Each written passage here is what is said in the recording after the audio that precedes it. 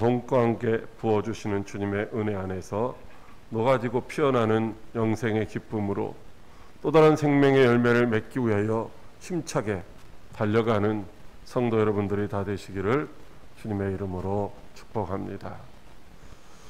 오늘 말씀은 고난 중에서도 우리가 왜 믿음을 지키며 의인의 길을 걸어가야 하는지를, 또 주님이 은혜 가운데 우리에게 주신 영생을 소유한 자로서 살게 하시는지를 다니엘을 통해서 우리에게 들려주시는 은혜의 말씀입니다. 이 다니엘서는 6가지의 역사적인 실제 사건과 또 4가지의 환상을 통해서 하나님이 알게 하신 그 예언의 말씀으로 구성이 되어 있고, 오늘 본문의 말씀은 마지막 부분 10장과 11장과 12장에 나타나는 히데겔 강가에서 본 그 환상의 또 마지막 부분입니다. 다니엘이 히데겔 강가에서 본 환상은 어떤 것이냐면, 역사적으로 실제 있었던 그 페르시아의 제국과 또 헬라 제국과 이후에 나타나는 로마 제국에 걸쳐서 이제 이렇게 흥하였다가 또 다시 망하게 될 것을 말씀하시고, 그 가운데 이제 마지막으로 주님께서 재림을 하실 때에 있을 대환란에 대한 경고의 말씀입니다. 주님이 재림하시기 전에 큰 환란이 임하는데, 오늘 살아가고 있는 저와 여러분들이 겪는 환란과는 비교할 수 없는 큰 환란이 있다라고 말씀을 하시고 있습니다. 그렇다면 지난 9주 동안 주님의 주신 은혜의 말씀을 통하여 영적 생명을 소유하고 또 하나님이 기뻐하시는 좋은 열매를 맺어야 할 사명이 있는 저와 여러분들은 과연 우리 앞에 나타난 환난 가운데에서 우리가 어떻게 살아야만 할까요? 물론 하나님이 기뻐하시는 좋은 열매를 맺기 위해서는 오직 믿음으로 살아야 합니다. 때로는 시련도 있고 환난이 있다 할지라도 오직 하나님의 말씀을 따라서 성령의 도우심을 받으며 하나님이 기뻐하시는 열매를 맺기 위해서 인내로서 믿음의 길을 달려가야 한다는 것이죠. 그런데 그것이 말처럼 그렇게 쉽지가 않습니다. 생각처럼 간단한 문제가 아니라는 것이죠. 그래서 우리 앞에 나타나는 이 고난과 시련의 환경 때문에 우리는 낙심하고 절망하고 좌절하고, 때로는 어떤 사람들은 이제 삶을 포기하기도 하는 거죠. 또 당장에 겪어야 할 그 시련과 고난 때문에 우리는 불의한 세상과 때로는 적당히 타협하면서 그렇게 살아갈 때도 있습니다. 하나님은 그런 우리를 긍휼히 여기시고 강하고 담대하게 선한 싸움을 싸우며 믿음의 길을 달려갈 수 있도록 은혜의 말씀과 성령의 역사로 위로하시며 인도해 주시는 줄로 믿으시기 바랍니다. 그렇다면 하나님이 오늘 우리 각자의 삶의 현장에서 만나는 크고 작은 문제로 인하여 때로는 두려워하고 때로는 불안해하며 때로는 절망하는 우리에게 들려주시는 위로와 용기의 말씀은 무엇일까요? 우리가 왜 시련과 환난 중에도 결코 믿음의 길을 포기하지 않고 달려가야만 하는 것일까요? 첫째로 큰 환난의 때가 있다고 하십니다. 다니엘 12장 1절 말씀입니다. 그때에 내 민족을 호위하는 큰 군주 미가엘이 일어날 것이요 또 환난이 있으리니 이는 개국 이래로 그때까지 없던 환난일 것이며 그때의 내 백성 중 책에 기록된 모든 자가 구원을 받을 것이라. 아멘. 여러분, 지금까지 우리는 삶의 현장에서 많은 환난을 겪으며 살아오기도 했습니다. 그 환난을 인하여 때로는 넘어지기도 하고 실패하기도 했고, 때로는 이기지 못해서 삶을 포기한 사람들도 있습니다. 그러나 마지막 환난은 지금 저와 여러분들이 경험하고 있는 것과는 비교할 수 없는, 한 번도 경험해보지 못한 그런 큰 환란이라고 말씀하시고 있습니다. 마지막에 있을 대환란, 그것은 사람의 힘으로는 능히 견딜 수도 없고 이겨낼 수도 없는 환란이라는 것입니다. 지금도 저와 여러분이 전혀 예상하지 못했던 크로자그 환란으로 말미암아 우리가 어려움을 겪고 있지 않습니까? 에볼라가 나타나고 사스, 신종플루, 메르스, 그리고 코로나19, 그리고 앞으로 또 수없이 우리 앞에 나타날 그런 전염병들로 인하여서 우리가 어려움을 겪습니다. 또 세계 곳곳에서 이상기후로 인해서 홍수가 혹은 한파가 혹은 폭염이, 기근과 지진이 수없이 동시다발적으로 나타나고 있습니다. 강대국은 강대국대로, 후진국은 후진국대로 내전과 전쟁이 끊임없이 이어지고 있습니다. 그러나 마지막 날에 있을 큰 환란과는 그런 것들은 비교할 수도 없다는 것입니다. 마지막 날에 있을 대환란, 그것은 견딜 수 없는 환란이라고 말씀하시고 있습니다. 마태복음 24장 21절에 이는 그때에 큰 환란이 있겠습니다. 창세로부터 지금까지 이런 환란이 없었고 후에도 없으리라고 말씀하시고 있습니다. 이 세상이 우주 공간이 만들어진 이후에 그런 환란은 한 번도 없었다는 것입니다. 그리고 그런 환란은 또다시 있을 수도 없는 그런 환란이라고 하는 것입니다. 그 가운데서 우리가 어떻게 견뎌나갈 수가 있겠습니까? 하나님이 감하지 아니하시면 어떤 육체도 구원을 받을 수 없다고 말씀하시고 있습니다. 요한계시록 16장 13절로 14절 말씀에 또 내가 보매 개구리 같은 새 더러운 영이 용의 입과 짐승의 입과 거짓 선지자의 입에서 나오니 그들은 귀신의 영이라 이적을 행하여 온 천하 왕들에게 가서 하나님 곧 전능하신 이의 큰 날에 있을 전쟁을 위하여 그들을 모으더라고 말씀하고 있습니다. 여러분, 이것이 마지막 때에 있을 이제 사탄과의 전쟁, 즉 아마겟돈의 전쟁을 말씀하시고 있는 것입니다. 여러분, 이런 전쟁이 일어나면 어떻게 될까요? 그때 어떤 사람도 견딜 수 없고 피할 수도 없다라고 말씀하시고 있습니다. 스가랴 13장 8절 말씀에 이 온 땅의 3분의 2는 멸망하리라고 말씀하시고 있습니다. 스가랴 13, 마태복음 24장 29절에는 그 환난 후에 즉시 해가 어두워지며 달이 빛을 내지 아니하며 별들이 하늘에서 떨어지며 하늘의 권능들이 흔들리리라고 말씀을 하시고 있습니다. 이 세상에 존재하는 모든 것 다 멸망하는 날이죠. 해가 빛을 잃으면 달은 자연적으로, 별들은 자연적으로 빛을 잃을 뿐만 아니라 별들이 우수수 다 땅으로 떨어진다는 것입니다. 작은 운석 하나만 떨어져도 이제 땅이 움푹 파입니다. 그것들이 다 떨어지면 이제 그날은 우리는 존재할 수 없는 멸망의 날이 이제 맞이할 수밖에 없습니다. 그러나 여러분, 낙심하지 마십시오. 그때 하나님의 백성을 호위하는 큰 군주 미가엘이 일어날 것이라고 말씀하시고 있습니다. 미가엘이 누굽니까? 하나님의 백성을 위하여 싸우는 하나님의 군대 장관입니다. 그가 일어나서 하나님의 생명체에 기록된 이제 하나님의 백성은 그 멸망 중에도 다 구원하신다라고 말씀하시고 있습니다. 사랑하는 성도 여러분, 하나님의 백성, 즉 그때의 환난 중에도 구원받을 하나님의 백성이 도대체 누구일까요? 하나님의 백성은 환난 중에도 믿음의 인내로 하나님의 말씀을 읽고 듣고 지켜 행하는 자들입니다. 스가랴 13장 9절에 내가 그 3분의 1을 불 가운데에 던져 은같이 연단하며 금같이 시험할 것이라. 그들이 내 이름을 부르리니 내가 들을 것이며 나는 말하기를 이는 내 백성이라 할 것이요 그들은 말하기를 여호와는 내 하나님이라 하리라고 말씀하시고 있습니다.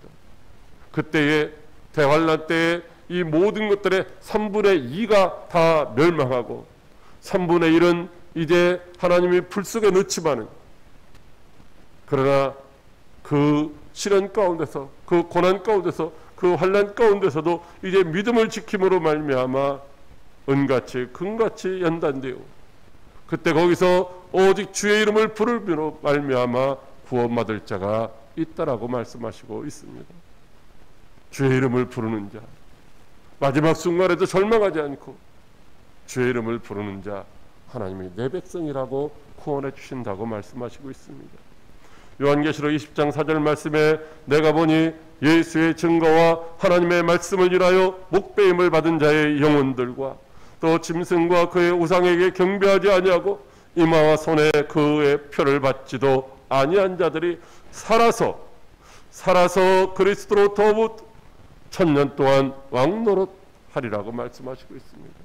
어떤 사람이 환난이 있고 고난이 있고 핍박이 있고 박해가 있어도 오직 주와 복음을 위하여 믿음으로 살다가 순교한 사람들, 불법과 불의와 타협하거나 거기에 무릎 꿇지 아니하고 오직 믿음을 지킨 사람들이 살아서 그리스도와 함께 1000년 동안 왕노릇하는 그런 복된 날이 임하는 줄로 믿으시기 바랍니다. 환난 중에도 믿음으로 인내하며 끝까지 견디는 자 반드시 구원을 받게 됩니다. 왜냐하면 하나님이 택하신 자들을 위해서는 그 환난의 날을 감하여 주시기 때문입니다. 사랑하는 광역교회 성도 여러분, 지금 코로나19로 또 그로 인한 경제적인 문제나 때로는 육신적인 질병으로 말미암아 하루하루 버티며 살아가기가 얼마나 힘들고 어려우십니까? 그러나 마지막까지 믿음으로 인내하는 자는 반드시 구원을 받으리라고 하십니다. 우리의 힘과 능력으로는 감당할 수 없지만 주님의 은혜로 그 모든 것들을 감당하게 하시며 또 때로는 피할 길도 주시며 마침내 승리하게 해 주실 줄로 믿으시기 바랍니다. 그러므로 환난 중에도 포기하거나 낙심하지 마시기 바랍니다. 다만 저와 여러분의 이름이 하나님의 생명책에 기록되기를 위하여 믿음으로 살아가시기를 바랍니다. 그리고 지금도 우리를 위하여 싸우시며 믿음의 길로 달려가도록 도와주시는 그 하나님의 손길을 믿음의 눈으로 바라보며 인내로써 승리하시는 여러분들이 다 되시기를 주님의 이름으로 축복합니다. 둘째로 부활의 영생을 소망하라고 하십니다. 다니엘 12장 2절 말씀입니다. 땅의 티끌 가운데서 자는 자 중에서 많은 사람이 깨어나 영생을 받는 자도 있겠고 수치를 당하여서 영원히 부끄러움을 당할 자도 있을 것이며. 아멘. 사람들이 가장 두려워하는 것이 무엇일까요? 그것은 죽음이 아니겠습니까? 코로나19도 질병도 가난도 그것으로 인하여 우리에게 다가오는 죽음, 그래서 그것들을 두려워하고 있습니다. 그런데 어떤 사람들은 그 죽음으로 그 모든 두려움을 극복하려고도 합니다. 잠시 당하는 고통을 견디지 못하고 그래서 죽음을 선택하는 사람들도 있습니다. 그들은 죽으면 그만이라고 하는 착각 속에서 삶을 포기하는 자들입니다. 그러나 절대로 죽으면 모든 것이 다 끝나는 것이 아닙니다. 우리가 잠깐 살다가 떠나야 할 이 세상과는 비교할 수 없는 영원한 나라가 우리 앞에 또 있다는 것입니다. 그 나라는 하나님이 절대적인 주권을 가지고 다스리시는 영원한 나라입니다. 주님이 다스리시는 그 나라는 주와 복음을 위하여 믿음으로 살던 성도들을 위하여 준비된 나라도 있습니다. 그 나라는 비록 믿음으로 살면서 환난 중에 죽임을 당하였다 할지라도 영생의 부활로 주님과 함께 영원히 왕노릇할 그런 나라가 있다는 것이죠. 예수님은 환난 중에 죽음을 두려워하는 자들에게 이렇게 말씀하시고 있습니다. 요한복음 11장 25절로 26절 말씀에 예수께서 이르시되 나는 부활이요 생명이니 나를 믿는 자는 죽어도 살겠고 무릇 살아서 나를 믿는 자는 영원히 죽지 아니하리라고 말씀하시고 있습니다. 그렇습니다. 부활이고 생명이신 예수 그리스도를 믿는 자들은 죽어도 다시 살아납니다. 예수 그리스도를 믿는 자는 영원히 죽지 않는 영원한 생명을 소유했습니다. 그러므로 예수 그리스도를 믿는 저와 여러분은 비록 환난 중에 있다 할지라도 두려워하지 말고 영생의 소망 속에 믿음으로 인내하며 하루하루를 한 걸음 한 걸음을 승리의 삶으로 사시기를 주님의 이름으로 축복합니다. 그렇다면 믿지 않는 자들은 어떻게 될까요?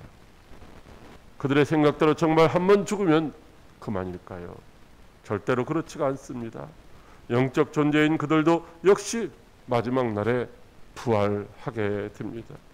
그러나 그들은 예수 그리스도 안에 있는 영생의 부활이 아니라 영벌의 고통을 당하는 심판의 부활을 맞이하게 됩니다. 마태복음 25장 46절에 그들은 영벌에, 의인들은 영생에 들어가리라고 하십니다. 의인들은 영생에 들어가지만 그들은 영벌에 들어간다는 것입니다. 그렇다면 도대체 영벌에 들어가는 자들은 어떤 자들일까요? 아니, 영생에 들어가는 자들, 이들은 바로 의인들입니다. 이 의인들은 예수 그리스도를 구주로 믿는 자들입니다. 영생은 곧 유일하신 참 하나님과 그의 보내신 자 예수 그리스도를 아는 것이라고 분명히 말씀하시고 있기 때문이죠. 영생은 죄와 허물로 죽은 인생들을 사랑하시고 긍휼히 여기시고 자비로서 십자가 대 속에 은혜를 베풀어 주신 것을 믿고 따라가는 의인들이 누리를 축복인 줄로 믿으시기 바랍니다. 그러나 영벌은 예수 그리스도의 십자가 은혜를 믿지 않는 자들이 겪어야 할 고통입니다. 요한복음 5장 29절에 선한 일을 행한 자는 생명의 부활로, 악한 일을 행한 자는 심판의 부활로 나오리라고 말씀하시고 있습니다. 히브리서 9장 27절에 한 번 죽는 것이 사람에게는 정해진 것이요 그 후에는 심판이 있으리라고 하십니다. 심판의 부활로 영벌의 고통을 겪어야 할 그들은 바로 하나님의 사랑도 예수 그리스도의 은혜도 다 거절하고 육체의 쾌락을 따라 불순종에 제약된 길로 걸어가는 자들입니다. 그들은 영원히 죽지 않는 지옥에서 정말로 부끄러운 고통스러운 수치를 당하면서 이제 살아야 할 것입니다. 사랑하는 광역교회 성도 여러분, 우리가 사는 이 세상은 결코 영원한 것도 아니고 우리가 생각하는 것처럼 전부도 아니라는 것입니다. 우리가 살다가는 이 세상은 영원한 세상을 준비하는 아주 잠깐 머물다 가는 곳인 줄로 믿으시기 바랍니다. 이 세상을 살던 모든 사람들은 영원히 죽지 않는 그런 부활체로 이제 살게 될 것입니다. 그러므로 잠시 사는 육체의 죽음을 두려워하지 마시기를 바랍니다. 다만 이 세상에서 우리가 어떻게 살아가야 하느냐가 중요한 것입니다. 그 결과에 따라서 우리는 영생의 부활로 혹은 영벌의 부활로 나타나기 때문입니다. 주와 복음을 위하여 믿음으로 사는 자는 영생의 부활을 하게 될 것입니다. 그러나 육체를 위하여 불신앙으로 산 자들은 반드시 심판의 부활로 영벌을 받게 되는 것입니다. 저와 여러분 모두 언젠가는 땅의 티끌 가운데로 돌아가게 될 것입니다. 왜냐하면 우리 육체는 땅의 티끌로 빚어진 제한적인 존재이기 때문입니다. 그러나 하나님께로부터 온 우리의 영혼은 결코 소멸되지 않습니다. 다만 영생의 부활이나 영벌의 부활이란 이 땅에서의 삶의 결과에 따라 달라지는 것입니다. 그러므로 죽음을 두려워하는 것이 아니라 생명의 주관자이신 하나님을 두려워하며 오늘도 믿음으로 천국을 향하여 달려가는 복된 성도 여러분들이 다 되시기를 주님의 이름으로 축복합니다. 셋째로 지혜로운 자는 별과 같이 빛난다고 하십니다. 다니엘 12장 3절 말씀입니다. 지혜 있는 자는 궁창의 빛과 같이 빛날 것이요 많은 사람을 옳은 대로 돌아오게 한 자는 별과 같이 영원토록 빛나리라. 아멘. 이 세상 끝날에는 지금까지 경험하지 못했던 큰 환란이 있을 것을 경고하십니다. 그것은 노아의 홍수와도 때로는 소돔 고모라의 불심판과도 비교할 수 없는 엄청난 이제 환란입니다. 그러나 하나님의 생명책에 그 이름이 기록된 자들은 한 사람도 예외 없이 다 구원을 받을 것이라고 말씀하시고 있습니다. 데살로니가전서 4장 16절로 17절에 주께서 호령과 천사장의 소리와 하나님의 나팔 소리로 친히 하늘로부터 강림하시리니 그리스도 안에서 죽은 자들이 먼저 일어나고 그 후에 우리 살아남은 자들도 그들과 함께 구름 속으로 끌어올려 공중에서 주를 영접하게 하시리니 그래야 우리가 항상 주와 함께 있으리라고 말씀하시고 있습니다. 믿음으로 예수 안에서 죽은 자들은 영생의 부활로 이제 주님과 함께 영원히 왕노릇한다는 것이죠. 그리고 다시 한번 믿음으로 우리가 살아야 하는 이유를 말씀해 주시고 있습니다. 믿음으로 산 자들은 바로 주와 복음을 위하여 목숨을 아끼지 아니한 자들입니다. 마지막 때에 살아가는 사람들이 어떻게 살아가고 있습니까? 마지막 때에 사람이 바른 교훈을 받지 아니하며 귀가 가려워서 자기의 사욕을 따를 스승을 많이 두고 또 그 길을 진리에서 돌이켜 허탄한 이야기를 따르느니라고 말씀을 하시고 있습니다. 그럼에도 불구하고 많은 사람을 옳은 길로 의의 길로 인도하는 전도자들, 바로 그들이 지혜로운 자라고 말씀하시고 있습니다. 그런 자들은 궁창의 빛과 같이 빛날 것이고 그런 자들은 하늘의 별과 같이 영원토록 빛날 것이라고 말씀해 주시고 있습니다. 마지막 날의 세상이 어떻게 변할까요? 마태복음 24장 29절에 그 환난 후에 즉시 해가 어두워지며 달이 빛을 내지 아니하며 별들이 하늘에서 떨어지며 하늘의 권능들이 흔들리라고 말씀하시고 있지 않습니까? 여러분, 요한계시록 6장 12절로 13절 말씀에 내가 보니 여섯째 인을 떼실 때에 큰 지진이 나며 해가 총랑같이 검어지고 온 달이 빛같이 피같이 되며 하늘의 별들이 무화과 나무가 태풍에 흔들려 설익은 열매가 떨어지는 것 같이 땅에 떨어지며라고 말씀하시고 있습니다.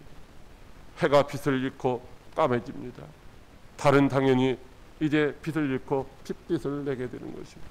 그리고 하늘의 저 찬란한 별들이 영원히 거기 있는 것이 아니라 하나님이 붙들고 있던 그 손을 놓으실 때에 그것들이 이제 태풍에 떨어지는 과일 열매처럼 이제 다 떨어진다라고 말씀을 하시고 있습니다. 그때의 많은 족속들이 슬퍼하며 통곡하며 애곡을 할 것입니다. 주님이 다스리시는 천국, 그것은 해나 달의 비침이 쓸데없다고 말씀하시고 있습니다.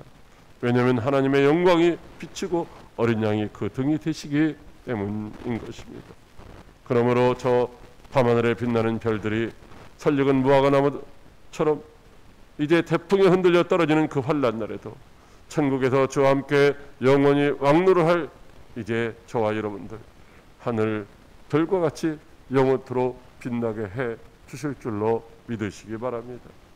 마태복음 13장 43절에 그때의 의인들은 자기 아버지의 나라에서 해와 같이 빛나리라고 말씀하시고 있습니다. 여러분, 달이나 별은 반사체입니다. 그러나 해는 발광체입니다. 우리들이 그리스도 예수 안에 있으면 이제 해처럼 영원히 빛을 발하는 이제 발광체가 된다라고 말씀하시고 있습니다. 사랑하는 한국교회 성도 여러분, 오늘 많은 사람들이 달을 정복하고 이제 별을 탐사하며 거기에 가서 살 것을 꿈꾸고 있습니다. 우주에 이제 호텔을 짓고 우주에 호텔을 짓고 우주에 여행 가서 거기서 이제 오랫동안 이렇게 살면서 즐길 것을 꿈꾸고 있습니다. 여러분, 하나님이 붙잡고 계시던 그 손에서 놓아버리면은 해와 달과 별들도 다 풍지박산 나고 마는 것입니다. 우리의 인생도 역시 마찬가지죠. 오늘 저와 여러분들이